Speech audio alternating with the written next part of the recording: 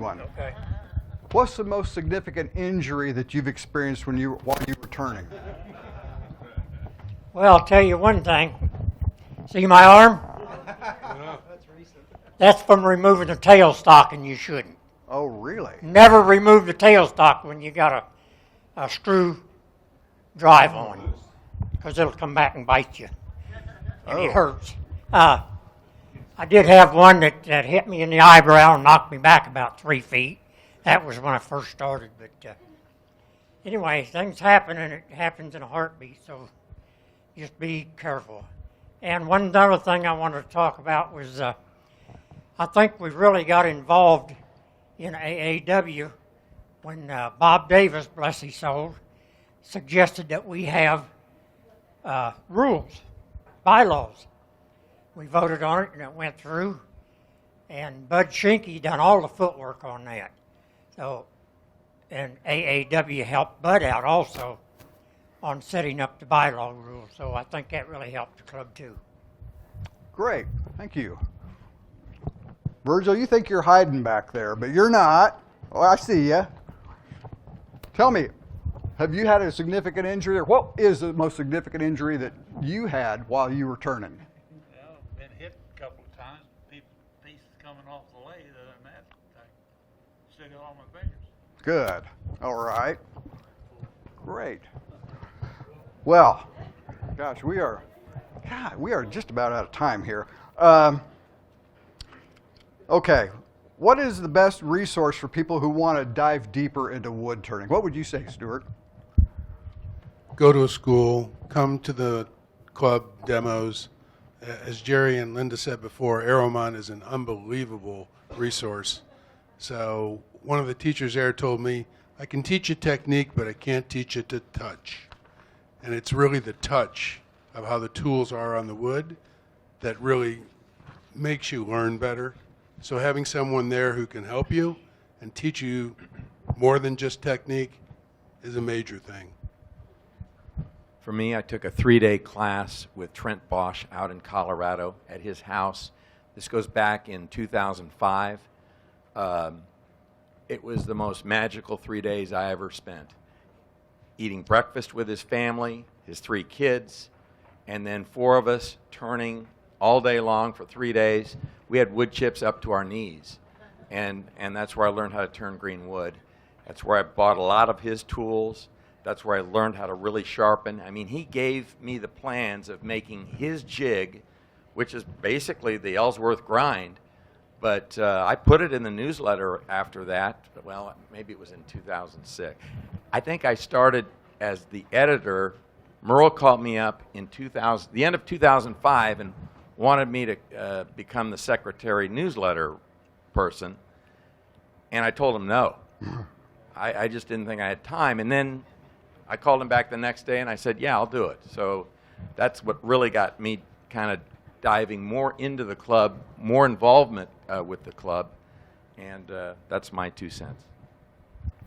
I don't know. For me, I think if you want to become a better turner, it can happen for you right back here on Saturday mornings, already here at the club.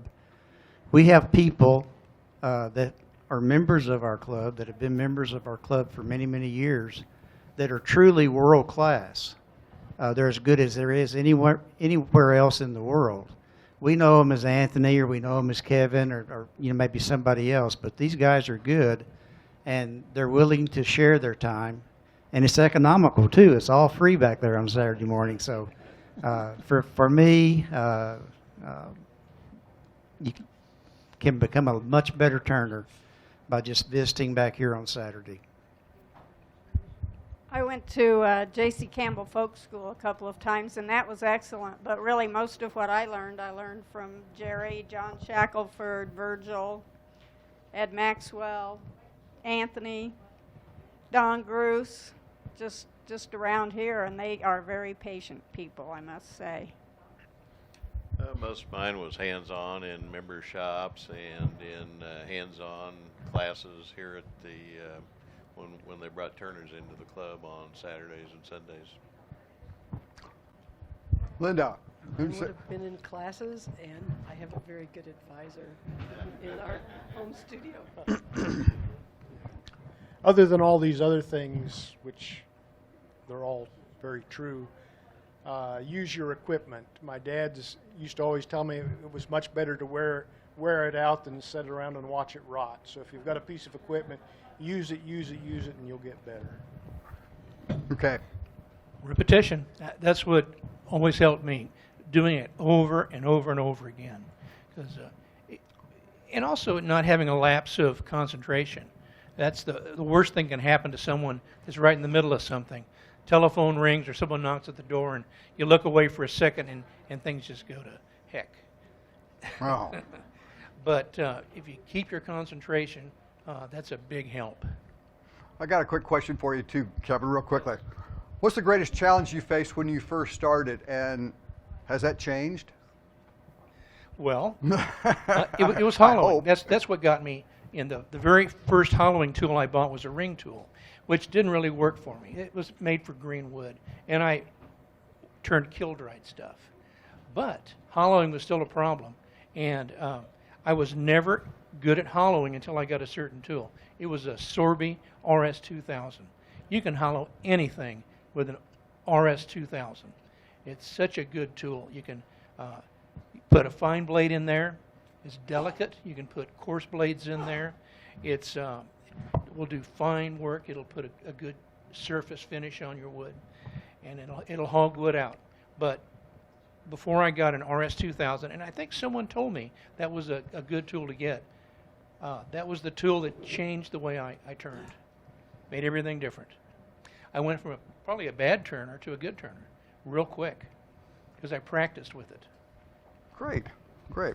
We're running out of time here real quick. I'm not going to be able to get to all my questions here, but let me ask the panel real quickly. Is there anything that we're leaving out here that needs to be addressed? I think the library, for me, also was a big thing to be able to check out this was VCRs back in the day. Hopefully they're now DVD. You could check them out and watch these turners from all over the world demonstrate and go at it and learn how to chase threads or learn how to hollow turn or learn how to segment. Want to turn with Malcolm Tibbins? There's DVDs to do that. So they're good DVDs. It's a great source. And I think the socialness of the group, you come in, you know people, visit with people, find out what's going on in their lives. One last question, Linda, and I think this would be a great one for you. Kick it off with, what inspires your wood turning? When you sit down, I mean, a blank slate, with what do you put on the lathe, and how do you choose what goes on there and what comes out or off? Like I said, the challenge, the AAW challenge that they have at each convention, and you don't have to go to the convention. You can send in your piece and coming up with an idea to go with a theme, and then figuring out how to make it. I think that's very challenging. Anybody else want to comment on that? Don? If you want to know when you're a successful wood turner, it's when you turn something and you're satisfied with and you enjoyed it. That makes you a wood turner. Great. Back to the previous question, Mike, I think one thing and the really important thing that we haven't touched on directly is safety. Mm-hmm. Plan your work, sit back, look at what you think you're going to do, and sharpening was one of them, but safety has to be a big factor in whatever we're going to do. Don't turn tired. Great. Okay. Boy. Let me turn this back to the audience. What question would you like the panels to answer that hasn't already been asked? Anything? What could we learn from Larry?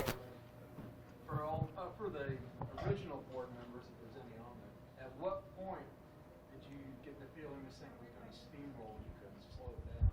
Good question. And did you feel it's going to make it to it? Good question. Kevin, what do you say? Well, I've been a treasurer for a long time. And once I realized that we were self-supporting, that we could actually pull off getting enough money to pay our rent and do what we wanted to do, month after month, year after year. And I knew we were self-supporting. I knew we could make a go of it. There's nothing worse than a club that just has to fold because they don't have enough money for rent. We were never in that. We always had a way to keep going, and we're doing that now. Chip, what do you think? I mean, you've had experience, you got 2 clubs, at least.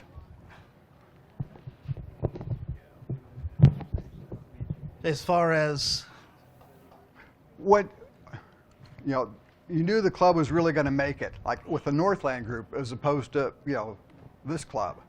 well, I think you've always got the core members that tend to pitch in and do a lot of the work, and it's when you start drawing other members into that core group and get people involved that I think it really takes off. That's good. That's a good point. Anybody else? Bill? Yeah, I make the name tags, so I'm pretty familiar with new members. And just like tonight, I hung up 4 new members out here on the board. This happens every month. We have anywhere from 2 to 4 new members every month, So we're growing, and I've talked to other clubs and that, and from one year to the next, we will lose about 30% of the total membership will drop. But by the end of the year, we're right back up to where we were at, and I can prove these facts. So we are sustaining ourselves quite well. That's a good point. Attrition is, something that all organizations go through, and there's kind of standards for that, and we tend to beat that all the time. So, Mike, we've always had great leadership, but we're a volunteer organization. So if you have an idea, if you've got something that you'd like to try, think would be good for the club, don't be bashful. Bring it forward. Great. Any last comments from the audience for our panelists? Okay. Yes, Rick. Back to AAW for an economical, in 21, the symposium is going to be in Omaha. Oh, 21. Okay. So that's next year is Louisville. Yeah, but this is an easy 3-hour drive. Yeah. To Omaha. Unless 29 is still on. Yeah, unless 29 is still It may be. cut out a lot of money for attending the symposium. So in 21 in Omaha, Omaha's not a very expensive city. Great. We shouldn't have everyone put that on their calendars. Okay. Let's have a big round of applause for our panelists. We really appreciate your participation and sharing your insights and giving us a better understanding of kind of how the club started and how we got to where we are today. And I want to thank the audience too for the questions and the attention. And I think that this has been something we've all learned something from. I definitely want to thank Jack for all his work in putting the AV together and making all the magic happen. That's something that goes way over my head, and Jack has been wonderful. So, okay, at this time, let me make a brief announcement, then we'll take our break and enjoy some of that cake and take a look at all the silent auction items. But I have 5 announcements here. Item 1. Kansas City Woodturners annual picnic is this Saturday, June 15th from 10 to 2 at Shawnee Mission Park, Shelter House number 6. This is on the lake. You can take a look at the website where there's directions right to the primo shelter house at Shawnee Mission Park. There's potluck, a club providing hamburgers and hot dogs. Members bring some food to share and beverages, but no alcohol allowed in the park. And Chris is supposed, yes. I'll bring the poppers. Okay, you didn't last year. He makes these incredible jalapeno poppers, peppers, anyway. So he's another reason to come to the picnic. Okay, item 2, Maker Fair. Union Station is where we'll be on June 22nd and 23rd. Volunteers are needed to help turn, transport equipment, staff the booth. And right there it is. I know that Sean wanted to make sure that was mentioned, so stop by on the little slots there for the time and the date, and where there's no one, it's blank. Write your name in there, okay? And so we can get that fully staffed. Number 3, classes are available. Anthony has graciously agreed to teach 3 new classes. Basic wood turning starts Saturday, June 29th for 3 consecutive Saturdays. Basic box starts July 20th for 2 consecutive Saturday afternoons. And hand thread chasing. We've been after him for 2.5 years for this. Hand thread chasing, August 3rd for 2 consecutive Saturday afternoons. So, more information available on the website. Number 4, open shop time. The board has received several requests to have the shop open more hours, more days, more time. And there's Effie. Made a suggestion, and he stepped forward. The board doesn't have a problem opening the shop more often. The problem is we have to have responsible members, there to open and close the shop, and be responsible for it while it's open. Effie's agreed to be one of those, but we need a backup in case something happens. We got too deep leadership on all this. So if you are interested in opening the shop, talk to Effie. And we'll come up with some time and see about expanding the shop hours, okay? Members attending the AAW Symposium in Raleigh, North Carolina on July 7th to 14th. Have we got anyone who's going? Effie, Jim. There is a chapter meeting. I don't know if you've taken a look at the schedule yet, but if possible, we would love to have you attend the chapter meeting and take some notes. So, if that works in your schedule, we would appreciate that, okay?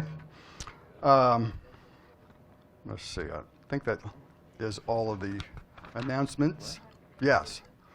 So why don't we take a break now? The cake is located right around the back of the screen here, and enjoy it. There's refreshments back there, and then take a look at, there's some really nice pieces of wood here that we're going to auction off, as well as the art auction item. Sue